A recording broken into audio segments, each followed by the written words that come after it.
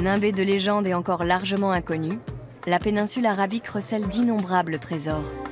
Des paysages extraordinaires, des royaumes aux traditions immémoriales et des métropoles en pleine expansion. Le tout à quelques heures de vol de l'Europe. Les États du Golfe traversent de profondes mutations qui ont de fortes répercussions sur la vie de leurs ressortissants, et en particulier des femmes. Peu à peu, ils s'ouvrent aux visiteurs qui y découvrent une nature grandiose, des monuments séculaires et un mélange fascinant de progrès et de tradition.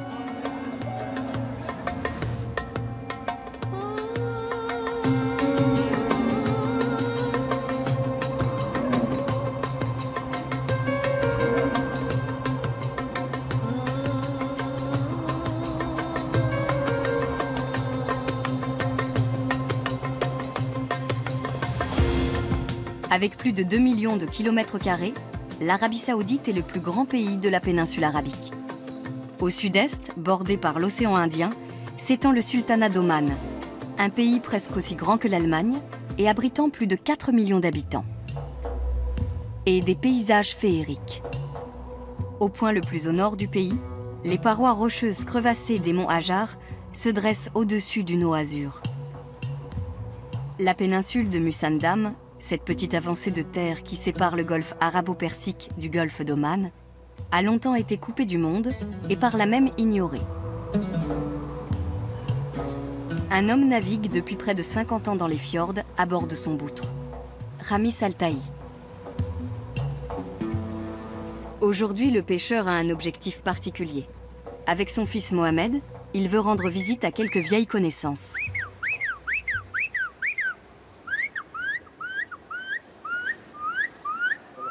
Les voici, les dauphins, amis et complices des pêcheurs omanais.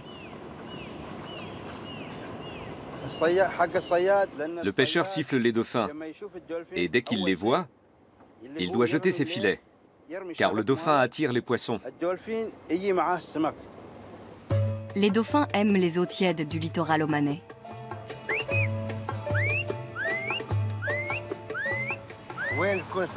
Les dauphins nagent là où il y a des petits poissons. Et si vous voyez un dauphin, c'est qu'il y en a d'autres derrière. Ils se déplacent en groupe. Un dauphin n'est jamais seul. Une dizaine d'espèces cohabitent dans la région. Les dauphins sont des animaux sociaux et très bavards. Ils adorent communiquer, notamment à l'aide de pulsations, de sifflements et de cliquetis. Un langage que Ramis et son fils ont appris à parler. Du moins, ils en maîtrisent les bases.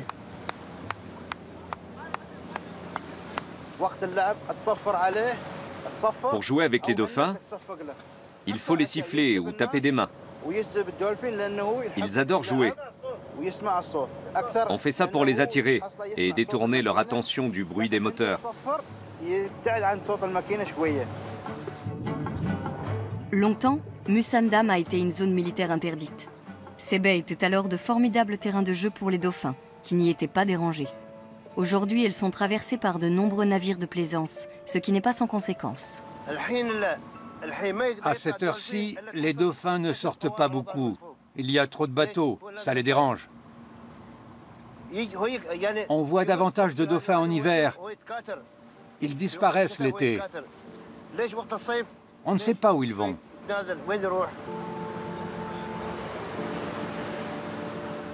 Ramis s'inquiète des répercussions du tourisme en pleine expansion.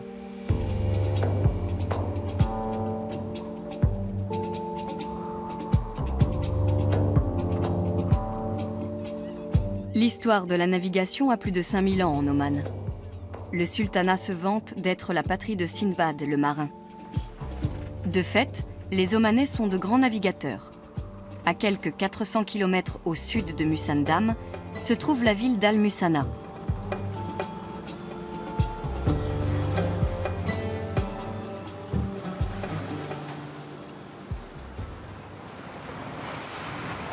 Elle accueille la plus grande école de voile du pays, Oman Seol.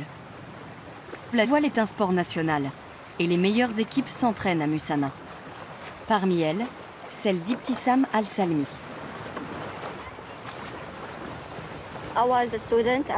Je faisais des études de tourisme quand je me suis inscrite pour un stage de 3 mois à Oman Sail. 2 mois plus tard, je rejoignais l'équipe de compétition. Pour mes proches, c'était l'idée la plus folle qu'un membre de la famille ait jamais eue.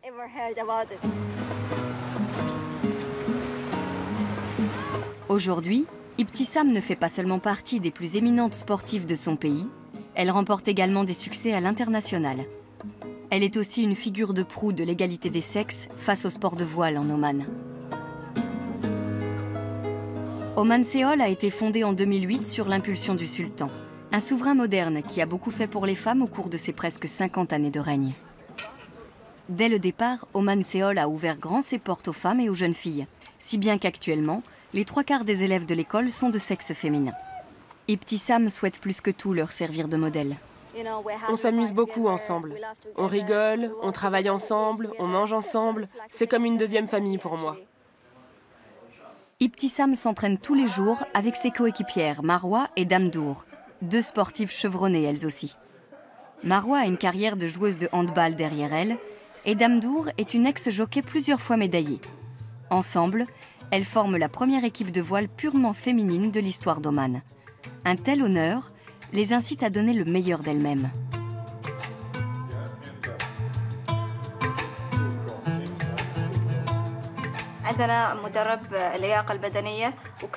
Nous avons un coach sportif qui nous entraîne au quotidien. Nous devons être en bonne condition physique.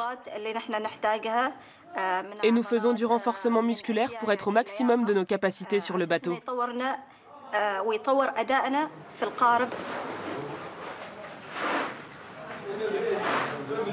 Les cours théoriques font également partie du quotidien des sportives professionnelles. Si elles les suivent aujourd'hui tout naturellement aux côtés de leurs collègues masculins, il n'en a pas toujours été ainsi. Au début, c'était difficile de faire évoluer les mentalités et de faire accepter à la société qu'une femme puisse être marin. Notre religion est une religion de tolérance.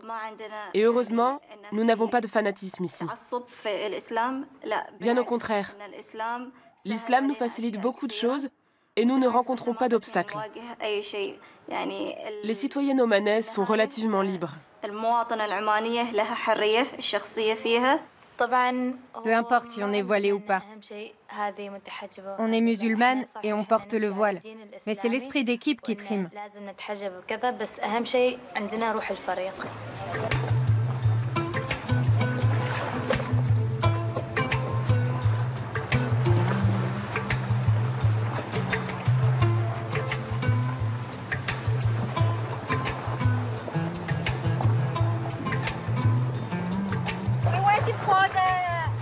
On attend le signal du départ. Je suis prête. C'est ma toute première course. Je suis un peu stressée. J'espère que ça va bien se passer. À 26 ans, Ibtissam a déjà participé à plus de courses que toutes les régatières omanaises. Depuis 6 ans, elle enchaîne les victoires.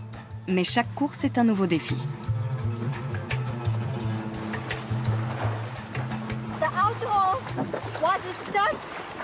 L'écoute était coincée et je ne pouvais pas m'aider du léger vent qui soufflait pour diriger le bateau. Quand j'aurai atteint la bouée, je devrais détendre un peu la voile pour que le vent puisse la gonfler. Ibtissam ne baisse pas les bras. C'est une sportive d'un talent exceptionnel qui incarne une nouvelle génération de femmes omanaises.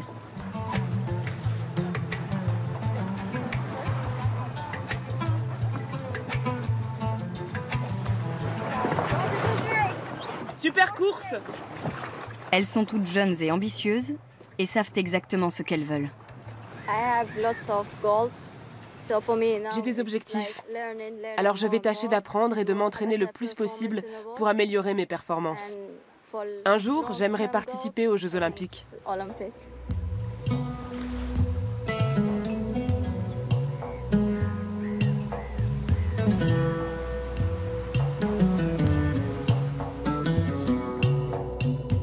L'oasis de Bala est un éminent exemple de place fortifiée datant de l'époque médiévale islamique.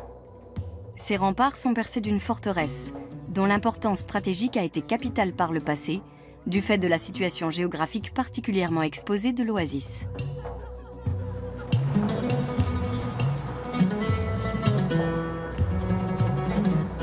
En pénétrant à l'intérieur des terres, on arrive à Nizva, centre économique du gouvernorat d'Al-Dakhiliya.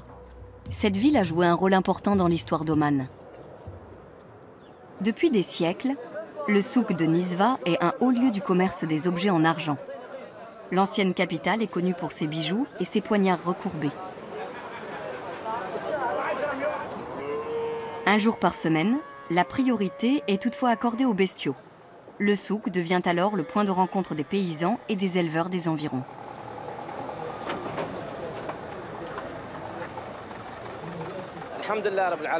Ce marché existe depuis très longtemps. J'y viens depuis mon enfance. Tous les vendredis, il y a le souk de Nizva. Tout le monde le connaît. On y vend des moutons, des vaches, des voitures, des oiseaux, des chats, des pigeons. Il y a de tout ici.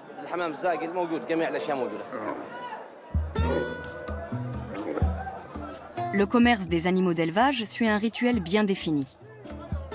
Le vendeur présente ses bêtes et annonce leur prix à la foule. Les acquéreurs potentiels entament alors une négociation. Lorsqu'un accord est trouvé, l'animal est examiné de plus près. Pour choisir une bête, on regarde sous les oreilles, le museau, les dents. On vérifie si elle n'est pas malade. On voit aussi si l'animal tète encore pour lui donner le lait d'une autre brebis. On lui soulève la queue et les pattes pour déterminer son sexe. On l'examine sous toutes les coutures.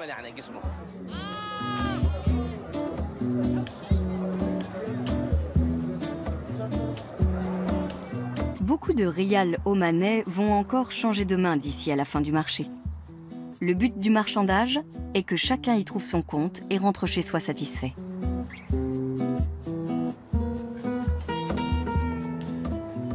De son côté, Mohamed Saleh Al-Balouchi est occupé à laver un de ses taureaux en vue d'un combat imminent.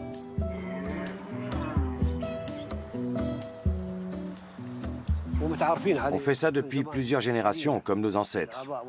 C'est une passion. Certains aiment les combats de taureaux, d'autres les courses de chameaux ou de chevaux. Une passion qu'il partage avec son fils Ibrahim. On aime les taureaux parce qu'on aime la compétition. Quand votre taureau gagne, vous êtes respecté par vos pairs et propulsé au devant de la scène.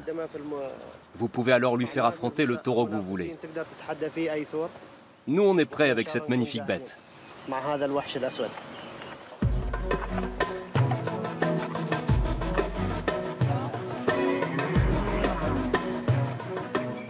Mohamed, 61 ans, a longtemps travaillé comme soldat à l'étranger pour nourrir ses 6 enfants. Il est maintenant à la retraite et peut se concentrer sur l'élevage. Il transmet volontiers ses connaissances, notamment à ses petits-enfants.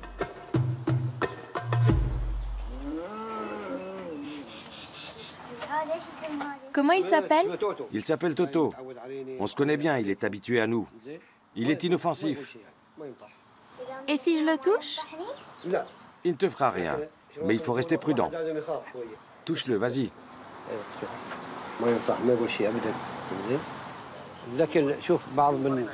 Certains ne nourrissent plus le taureau 2 jours avant le combat. Il faut aussi le faire marcher 2 à 3 fois par semaine pour le préparer. On le transporte en fourgon pour qu'il aille courir sur la plage. Le taureau a besoin de faire du sport comme l'homme. Si on l'emmène au combat le ventre plein, et sans qu'il ait fait d'efforts physiques au préalable, il s'épuisera au bout de 5 minutes.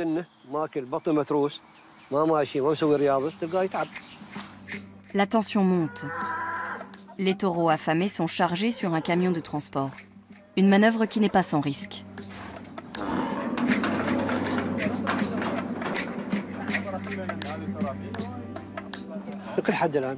Tous les paysans qui ont des taureaux les transportent en ce moment même. On démarre vers 15 h en général parce que les combats débutent à 16 h. Il y a de la route. C'est parti. En voici un autre en route pour le ring. Lequel rentrera vainqueur?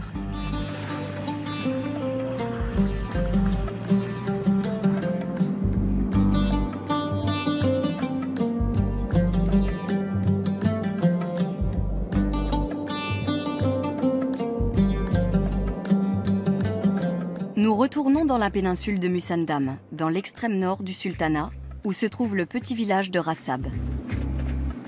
Ses habitants vivent avant tout de la pêche, comme Ramis Altaï.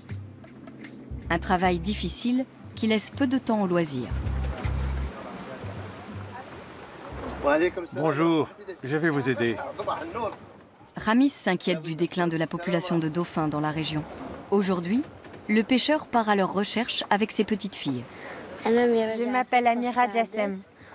Je suis en classe de 6e à l'école Khawla Bint Al-Azwar et j'ai 12 ans. Je m'appelle Kaltoum Hamid. Je suis en CE2 à l'école Kassab et j'ai 8 ans.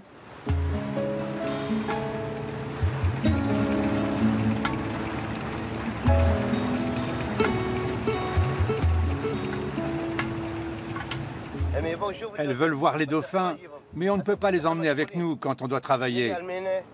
On va au port pour gagner notre pain. Si elles viennent, on ne peut pas pêcher. En raison de sa multitude de fjords, Musandam est surnommée la Norvège d'Arabie.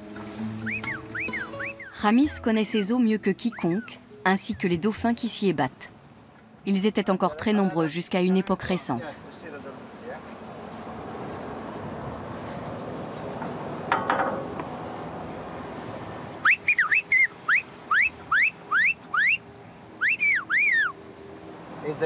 On siffle pour faire remonter les dauphins à la surface. Sinon, on ne peut pas les localiser parce qu'ils sont au fond. Dès qu'ils sortent la tête de l'eau, on sait où trouver du poisson.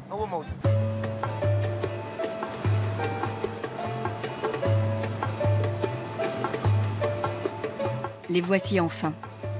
Un groupe de dauphins apparaît soudain et s'amuse à faire la course avec le bateau.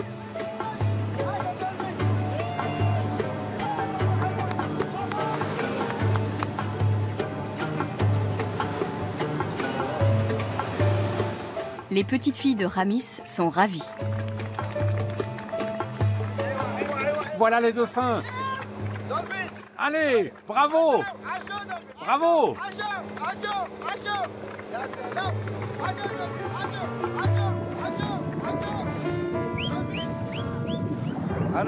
Ça me rend heureux de voir des dauphins. Ça m'arrive souvent, mais c'est chaque fois la même émotion. Ils jouent, sautillent et transmettent leur joie de vivre. C'est un animal très beau et très doux. On a applaudi et ils sont sortis. Ils nous ont fait un vrai spectacle. Les deux sœurs ont finalement pu voir quelques dauphins et garderont de cette journée un souvenir inoubliable.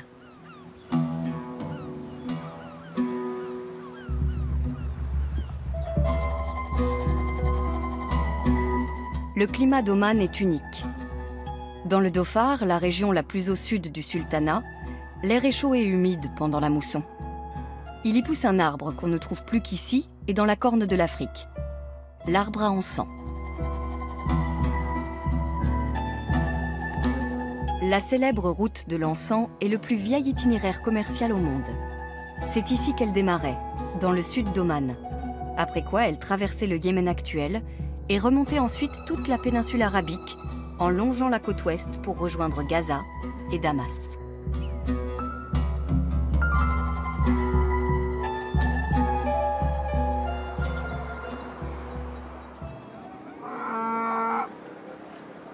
Nous voici à Barka, où Toto va bientôt montrer de quoi il est capable.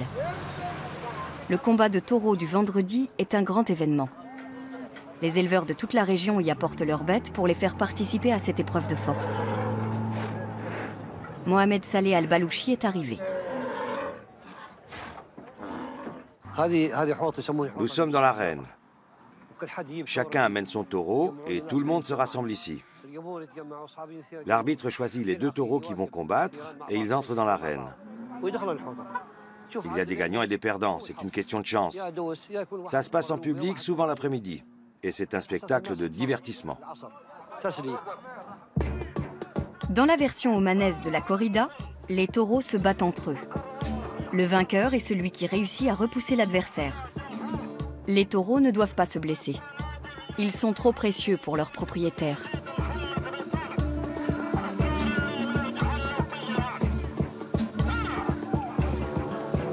Si ce type de corrida se déroule sans effusion de sang, ce n'est toutefois pas un spectacle dénué de danger, comme en démontre ce taureau qui tente de fuir en fonçant droit sur le public.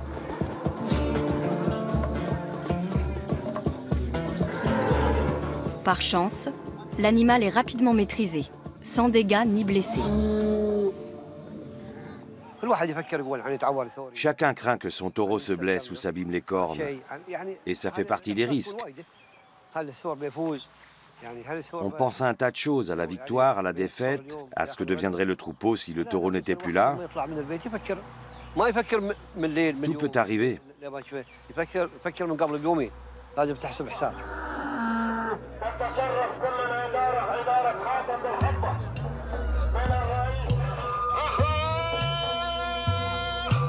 C'est au tour de Toto. Parviendra-t-il à s'imposer ?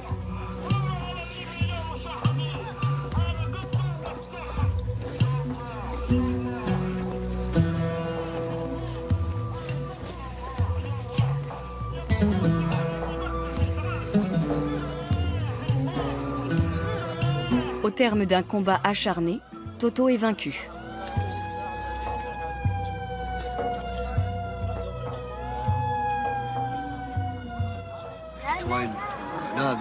Qu'on ait un chameau ou un taureau, on prend tout ça de manière différente.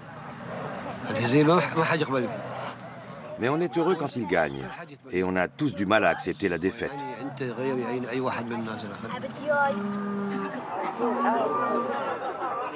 La fête est finie pour aujourd'hui, mais elle reprendra dès le week-end prochain. Même heure, même lieu.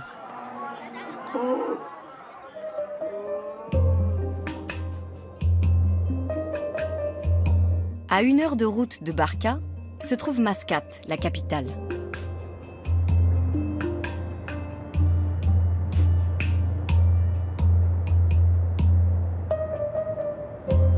La grande mosquée du sultan Qaboos s'élève au-dessus de la ville. Visible de loin, c'est l'une des plus grandes mosquées du monde. Elle peut accueillir jusqu'à 20 000 fidèles.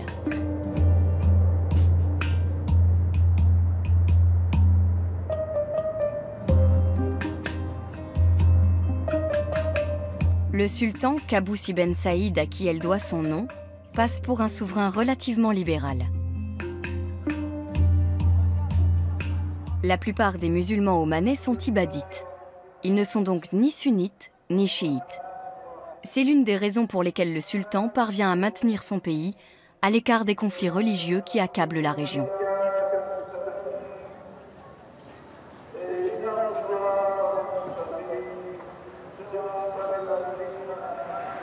Qaboos ibn Saïd a toujours veillé à faire rimer tradition et modernisation en Oman. Une politique qui a beaucoup bénéficié aux femmes, dont la place dans la société omanaise a considérablement évolué. Rares sont les chefs d'État arabes qui encouragent l'égalité homme-femme autant que Qaboos ibn Saïd. Actuellement, 70% des étudiants qui fréquentent les universités d'Oman sont des femmes. Un centre commercial situé au cœur de Mascate abrite une belle réussite. Les sœurs Salma et Aïcha Al-Ajeri ont ouvert un magasin où elles vendent leur chocolat fait maison.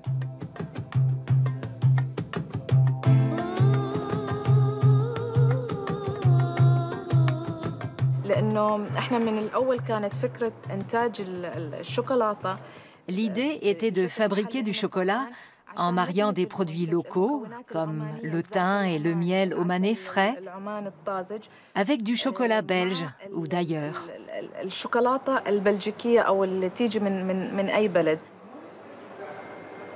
Depuis son ouverture en 2009, Salma's Chocolate a conquis les papilles de nombreux Omanais.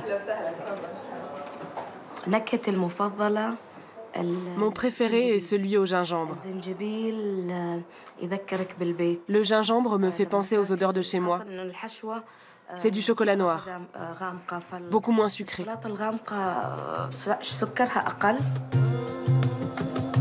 Salma et Aïcha voulaient mettre au point une alternative plus goûteuse aux barres et tablettes de chocolat qu'on trouve dans les supermarchés.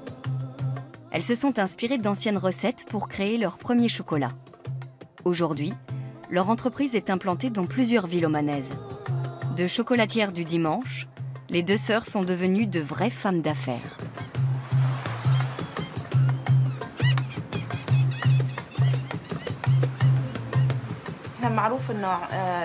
Les Omanais ont une très vieille tradition de commerce.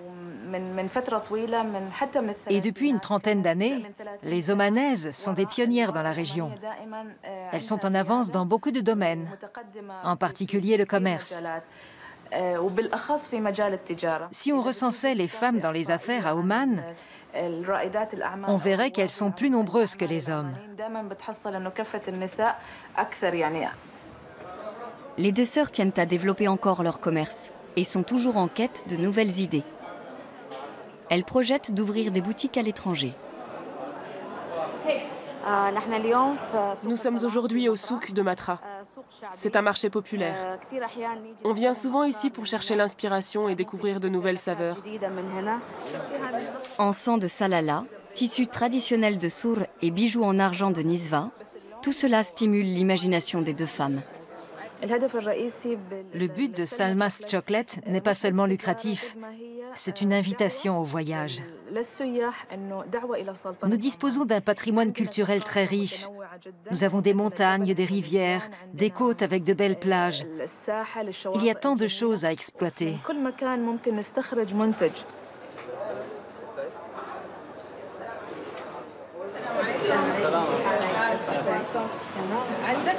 Vous avez quoi comme encens? On trouve également de l'encens dans le souk du Vieux Mascat. Cette résine si emblématique du sultanat ne peut manquer de parfumer au moins une variété de chocolat.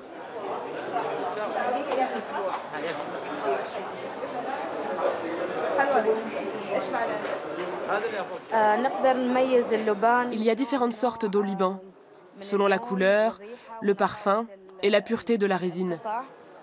Car lorsqu'on brûle l'encens, l'odeur n'est pas la même. Vous voyez, ce n'est pas la même couleur. Celui-ci est plus clair. La qualité n'est pas la même non plus. Plus l'eau Liban est clair, plus il est pur et plus il est bon.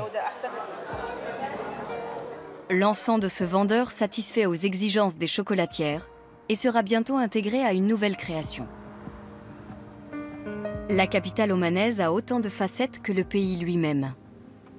C'est un formidable mélange de tradition et de modernité, parfois réunis en un seul et même édifice. La Royal Opera House en est un exemple impressionnant. Le premier opéra de la péninsule arabique allie une architecture des plus classiques et une acoustique hors pair.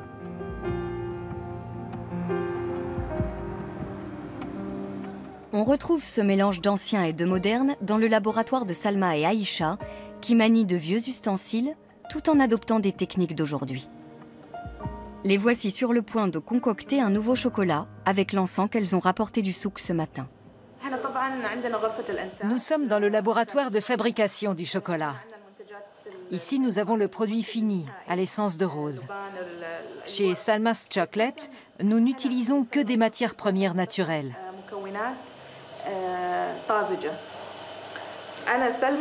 Moi, j'aime beaucoup le chocolat, dans tous ses états. Mais mon préféré est le chocolat au thym.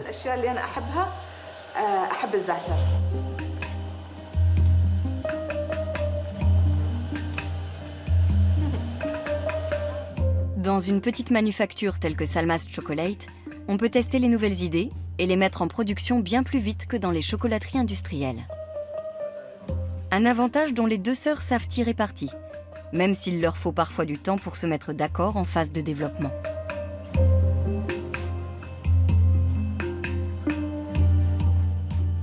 Un couple d'amis vient goûter le nouveau chocolat à l'encens. Les sœurs attendent impatiemment leur verdict. Mariam est omanaise et son mari Elias est d'origine grecque. Si vous le laissez fondre sur la langue, le goût sera plus puissant. Ça me rappelle la Grèce. Nous utilisons beaucoup de thym là-bas. Et le dernier était à l'eau Liban, à l'encens. Un parfum typiquement omanais, de Salala bien sûr. Ce chocolat plaira-t-il aussi à Mariam ?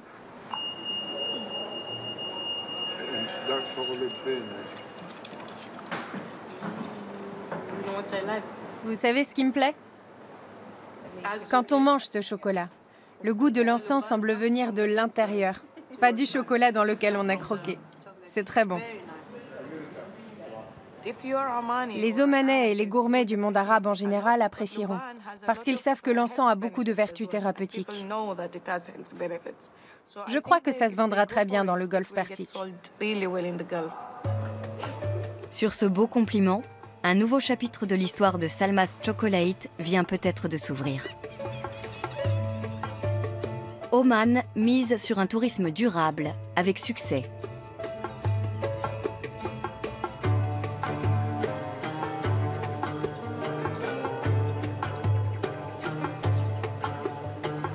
Les 4 millions d'Omanais vivent désormais pour la plupart dans les villes. Et plus on descend vers le sud, moins le pays est peuplé.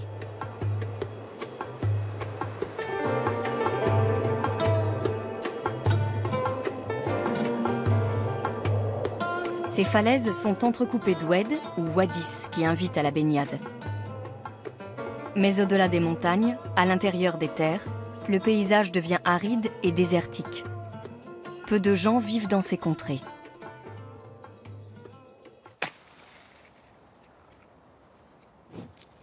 Hamid Al-Magairi a 27 ans et vient d'une famille nomade dont le campement en plein désert accueille désormais des touristes venus des 4 coins du monde. Sa journée commence très tôt.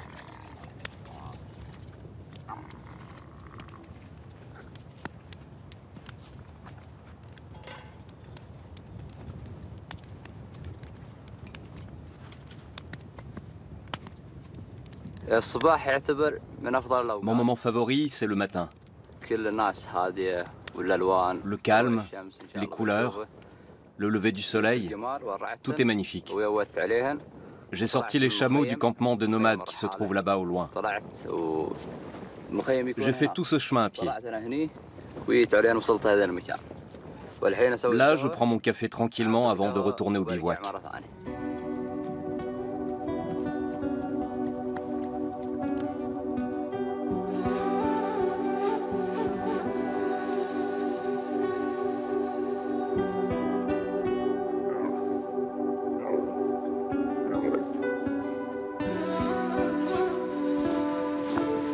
Bonjour. Bonjour. Comment ça va? Assieds-toi. Non, merci. Sois le bienvenu. Mohamed, le cousin d'Hamid, le rejoint pour discuter de la journée à venir autour d'un café. Proposer un café, c'est la base de l'hospitalité. Que l'on connaisse ou pas notre hôte, il faut lui proposer des dates et du café. Boire le café ensemble est un rituel important en Oman. Refuser une tasse de café équivaut à rejeter un geste d'hospitalité. La plupart des Bédouins se sont sédentarisés au cours des dernières années et habitent désormais les villes et villages situés en périphérie du désert, auxquels ils continuent toutefois à être très attachés. Nous vivons dans le désert et nous y sommes nés. Depuis notre enfance, on vit ici même, au milieu des dunes et des chameaux. On connaît le désert sur le bout des doigts, y compris tous ces lieux dits. Ici, par exemple, nous sommes à Warkimoud. Quand je dois donner rendez-vous à quelqu'un, je lui dis de me retrouver à Warkimoud. Tout le monde sait ici exactement où ça se trouve. Les chameaux vivent encore dans leur habitat originel, avec les derniers nomades. Pour eux, rien n'a changé depuis des millénaires. Ou presque.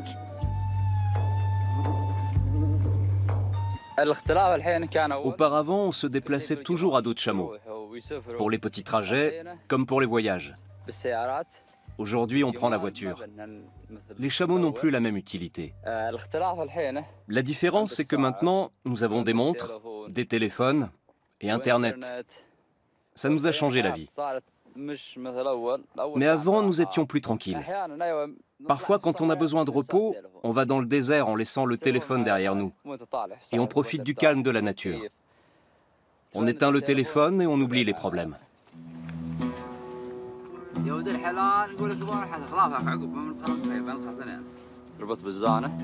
Le jeune bédouin travaille depuis 10 ans dans l'entreprise familiale.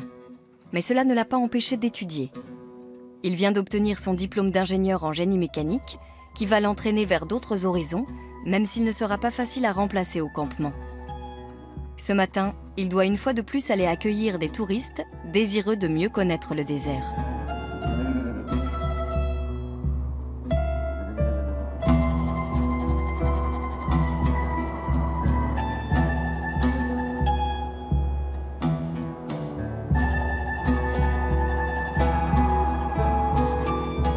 À 1000 mètres d'altitude, à moitié dissimulé par les palmiers, le village de Misfa al-Abriyin.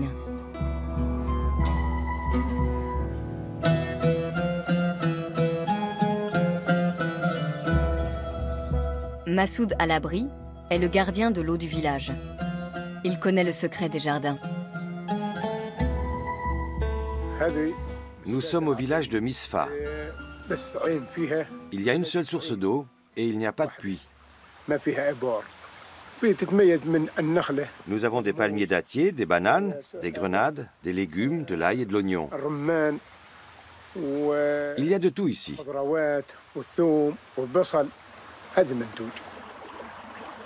Un astucieux système d'irrigation vieux de 2000 ans permet aux plantations des villageois de prospérer. Massoud veille à la juste répartition de cette précieuse source de vie. Le canal est creusé dans la roche. Il est assez étroit. Chaque exploitant a sa propre rigole d'irrigation qui passe par son champ. Le système d'irrigation phallage est basé sur le partage et le roulement. On arrose tous les 8 jours, à tour de rôle. Ce système de canaux est aussi extraordinaire qu'efficace. Il permet d'arroser des plantations entières, alors que la source la plus proche se trouve à plusieurs kilomètres.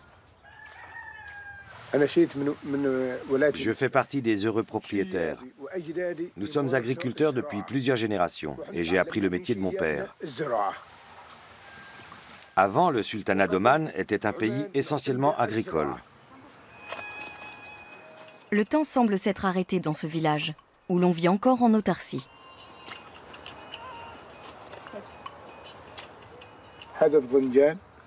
Voilà des aubergines, des carottes, de la roquette, du sucre, de l'ail, des plantes pour nourrir les animaux, un palmier, des bananes. On cultive de tout ici. Et là, on a de la courge.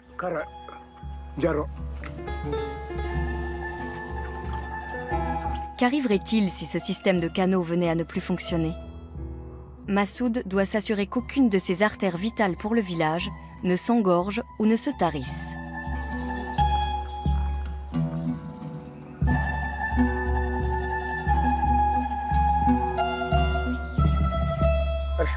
Grâce à Dieu, tout le champ que vous voyez là m'appartient. J'ai de la chance, car le pays est vert, l'eau coule à flot, et nous en sommes reconnaissants.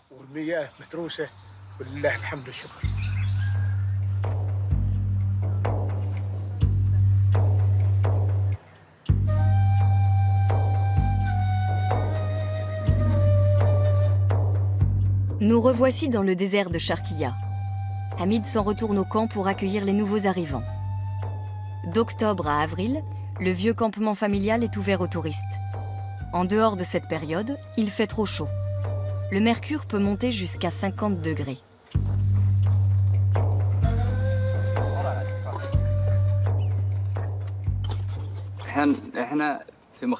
Nous sommes dans le campement des nomades. Nos ancêtres vivaient déjà ici. Mon père, à la fin des années 1980, voyageait souvent à dos de chameau et il a eu l'idée de ce campement. Mais à l'époque, nous ne savions pas si on viendrait nous voir ou si le campement attirerait du monde. Nous avons construit ce bivouac sur une surface plane, en plein air, avec des tapis, en harmonie avec le mode de vie bédouin.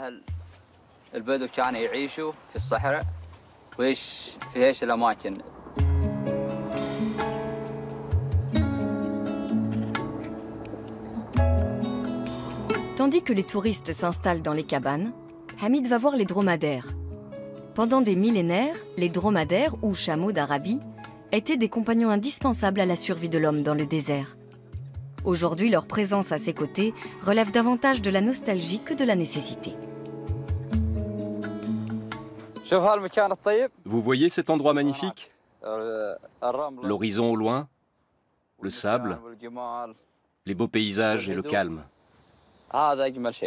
C'est ce qui fait la magie du désert. On oublie nos soucis et on se vide l'esprit. C'est l'endroit idéal.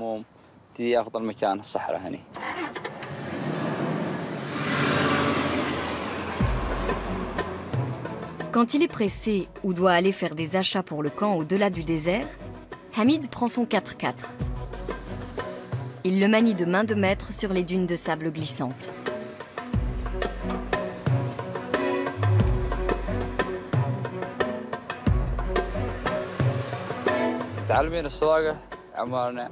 Dans le désert, on apprend à conduire dès l'âge de 10 ans.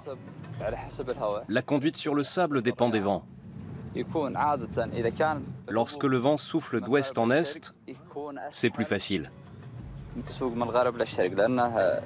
Hamid connaît les astuces pour aborder les dunes de la meilleure façon. En règle générale, moins il y a d'air dans les pneus, mieux ils adhèrent au sol. Avant une montée, le jeune homme appuie sur l'accélérateur. Pas question de freiner avant d'avoir atteint la crête de la dune.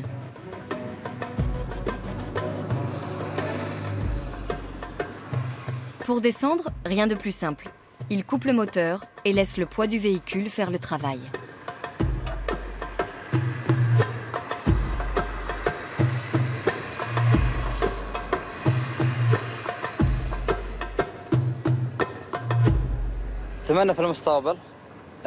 J'aimerais qu'on limite l'usage des véhicules dans le désert, car beaucoup de gens circulent dans des zones où il y a de l'herbe, sans se préoccuper de l'environnement.